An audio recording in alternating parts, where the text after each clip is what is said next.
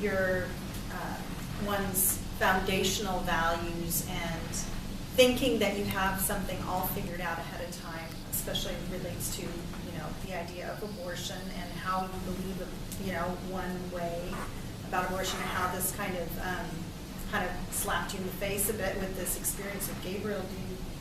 Would you mind sharing that with? Well, yeah. So I think that really relates to kind of this issue that you're talking about as well. I was just, when we were going through this process, I was really, really angry over it. Why on earth am I having to think about abortion? Because, this is a planned pregnancy. This is the only pregnancy we've ever had. And, if you don't fool around in high school and college, you don't have to think about abortion. And so why should I have to think about this?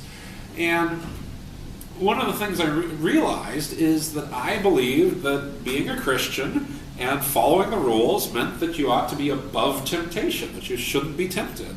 But in the Bible, it's pretty clear that Jesus was tempted. He came to earth and was tempted by the devil for 40 days in the wilderness.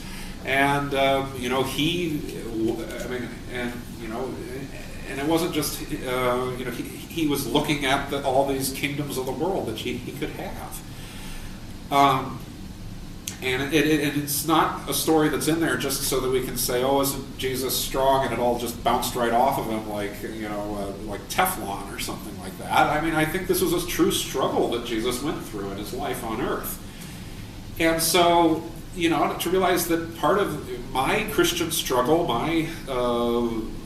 what's been given to me is that I have to be willing to be tempted. I have to be willing to suffer this agony, and then in my weakness in that, to ask for God's help.